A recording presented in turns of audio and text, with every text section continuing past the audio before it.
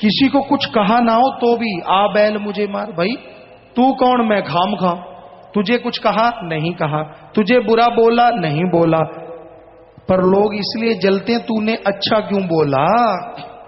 आग लगी पड़ी है आग। किसी धर्म में बता दो निंदा करो, किसी को बुरा कहो लिखा हो तो हम सत्संग करना छोड़ देंगे और बताओ क्या कहें।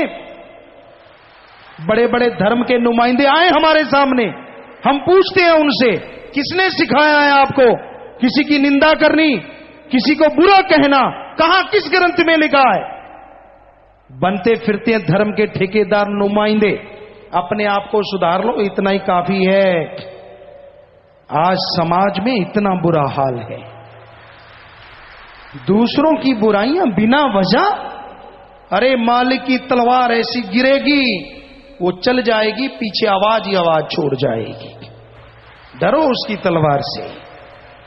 कोई अच्छा करता है, अच्छा बोलता है, अच्छा कहता है, अच्छे कर्म करवाता है, आपको चलूने क्यों लड़ते हैं? क्या बीमारी है आपको? कर्म अच्छे करने तो खुद करो, दूसरे को करने से मत रोको। ये कलयुग, ये घड़ा पापों से भरता जा रहा है, खास करके ऐसे लोगों का ही जो दूसरों की निंदा करते हैं, क्योंकि किसी धर्म में लिखा ही नहीं है। गुरु सहवानों के पवित्र गुरवाणी में तो, क्योंकि हमने पढ़ी है पूरी की पूरी, बहुत बार पढ़ी है, इतने पेज भरे हैं पर निंदा के पाप के कि पढ़ पढ़ के आदमी सोचे यार इसको पढ़ के निंदा कर ही नहीं सकता आदमी। पढ़ के देखो, निंदा भली किसी की नाही मनमुख मुग्ध करन, मुंह काले तिन निंदका नरके को और पवन। मनमुख वो गुरु का तो है ही नहीं, गुरु सहवानों की वाणी कह रही है उसके ऊपर गुरु की तो कोई कृपा है ही नहीं जो निंदा करता है। मनमुख है वो, मनमुख। मुग्ध महामूर्ख है, मुग्ध का मतलब मूर्ख, महामूर्ख।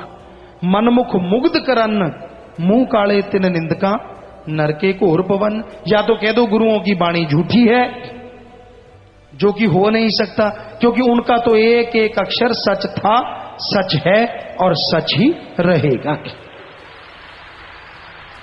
तो फिर क्यों यहां भी नरक पैदा कर रहे हो और आगे भी नरक पैदा कर रहे हो? दोनों जहान में मुंह काला होगा तो होगा ही होगा 100%। सिर्फ क्रोध में आके, सिर्फ किसी की कठपुतली बनके, किसी की उंगलियों के इशारे पे नाचने वाले दूसरों की निंदा किया करते हैं, खुद का दिमाग काम में नहीं करते, पशु बनके।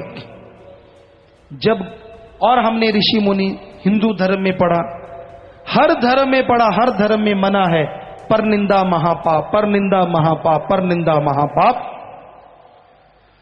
तो किसी का बुरा नहीं कहना चाहिए प्यारी सा संगजियो, अपनी अंदर की बुराइयां साफ करनी चाहिए। अंदर की बुराइयां साफ करने में टाइम लगा दो, वही बड़ी बात है। किसी की बुराइयां गाते हो, वो बुराइयां आपके अंदर आ जाती हैं। इसलिए किसी दूसरे को देख के जला भुना ना करो, ऐसे क्रोध ना किया करो। फिर है लोभ लालच। ये लोभ लालच ही तो सब कुछ करवाता है। लोभ है सर्व पाप का बाप। यहां लोभ लालच आ गया, बाकी के पाप अपने आप जुड़ते चले जाते हैं, अपने आप बनते चले जाते हैं। तो लोभ लालच बुरी बला है।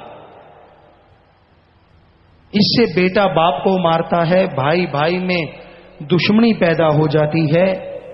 वो भाई जिनकी रगों में एक जैसा खून, एक ही मां बाप का साया, एक दूसरे के लिए छोटे होते जान कुर्बान करने को तैयार। जैसे माया रानी आई, जैसे लोभ लालच ने अपना जाल फैलाया, पल में भूल गए कि कैसा भाई और कैसा नाता, एक दूसरे के खून के प्यासे हो गए। तो ऐसा है ये लोभ लालच। और ये लोभ लालच ही निंदा करवा रहा है। लोग बिक रहे हैं, बिकाऊ माल। कैसी मां बाप की औलाद, लानत ऐसी जननी पे जिसने ऐसी औलाद को जना, और लानत उन पे जो अपने दिमाग का इस्तेमाल नहीं करते, चंद नोटों के लिए आदमी आदमी को मार देता है। हमने आपको बात सुनाई, पहले भी कई बार सुनाई है कि एक गांव के मुखिया थे, सच्ची बात है ये 100%। गांव के मुखिया, जिसे सरपंच कहें, प्रधान कहें, पुराने टाइम की बात है, काफी पहले की। तो अच्छा पैसा था, गुंडागर्दी बढ़ने लगी। वो बेचारा बड़ा नेक, बड़ा समझदार था। तो लेकिन लोग जलने वाले बहुत होते हैं। तो वो फसल बेचने गया, गुंडागर्दी करने वाले नशेड़ी लोगों ने प्लान बना लिया कि जब ये वापिस आएगा तो इससे पैसे छीन लेंगे। अब नशा करने लगे, नशा करते रहे। जब तक वो आया, उसने क्या किया, तो अपना एक थैला ले लिया सरपंच प्रधान ने। पैदल रास्ता था 4-5 किलोमीटर। वो उतरा और पैदल चल पड़ा। थोड़ा सा शाम हो आई तो वो रास्ते में गुंडे लोग बैठे ही थे। लेकिन उस आदमी को, सरपंच को, मजाक करने की आदत थी। कहते हैं ना, हद से ज्यादा कोई चीज अच्छी नहीं होती। ना ज्यादा धूप, ना ज्यादा मेघला, ना बरसात अच्छी ज्यादा, ना धूप ज्यादा अच्छी। मौसम बढ़िया रहे तो अच्छा है। कोई भी चीज ज्यादा अच्छी नहीं। तो वो मजाक बहुत करता था, ये उसकी सबसे बड़ी कमी थी। तो गुंडों ने उसका रास्ता रोक लिया, थैला लिया, हाथ में थैला था, भरा हुआ था। कहने लगे इसमें क्या है? कहने लगा इसमें है तरमाल। तरमाल, तरमाल मतलब वो तरकारी लेके आया था, सब्जी। अब तरमाल का पंजाबी में उत्तर बनता भी काफी काफी काफी कुछ है। तरमाल, तरावट ज्यादा है। वो गुंडों ने फिर पूछा क्या है? कहता तरमाल। छीनने लगे, कहता ना ना मैं नहीं देता। तो उन्होंने झट से गोली मार दी, मर गया। निकाल के देखा तो 2-5 रुपए की सब्जी, कुछ भी नहीं, क्योंकि उसने पैसा अपने बैंक में, अपनी दुकान पे जमा करवा दिया था। बताओ आदमी की कीमत कितनी हुई? चंद तरकारी। अरे मारने वालों, जो आप किसी से रुपए लेके किसी आदमी को मारते हो, चंद नोटों के लिए हम आपको करोड़ों रुपए देते हैं। उस मरे हुए को जिंदा कर दो और करोड़ों रुपए ले लो। कर सकते हो जिंदा? अगर नहीं तो मारने का हक तुझे किसने दिया? मारे रखे आप। भगवान के हाथ में है ये हक, अपने हाथ में ना लो, वरना जिंदगी भर खुद मरोगे। सारी औलाद, आने वाली गुजरी हुई पीढ़ियां नरकों में, दोजख में भयानक सजा तड़पती रहेंगी।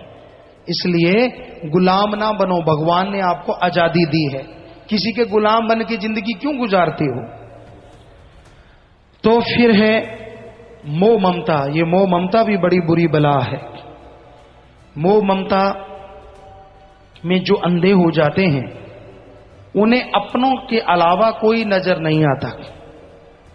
पहले कहते धृतराष्ट्र मशहूर था, अकल से भी अंधा, आंखों से भी अंधा। और दुर्योधन को जहर बना दिया उसने, सारी कुल खत्म कर ली। आज कोई धृतराष्ट्र दिखता नहीं, क्योंकि आज ये देखने वाली बात है धृतराष्ट्र कौन नहीं है। सारे ही धृतराष्ट्र बने हुए हैं। कोई मालिक का प्यारा ही बचा है। हर किसी को अपनी औलाद, हर किसी को अपना परिवार, दूसरा तो कोई नजर ही नहीं आता। महा बीमारी लगी हुई है मोह ममता की। बच्चों के लिए कमाना, पैसा बनाना, इकट्ठा करना, ये कोई गलत कार्य नहीं है। ये तो आपका फर्ज है, कर्तव्य है। पर धर्मों में लिखा, हिंदू धर्म में कड़ा परिश्रम करके खाओ, सिख धर्म में दशा नवांदी किरत करो, इस्लाम धर्म में हक हलाल की रोजी रोटी खाओ, इंग्लिश फकीर हार्ड वर्क करके खाओ।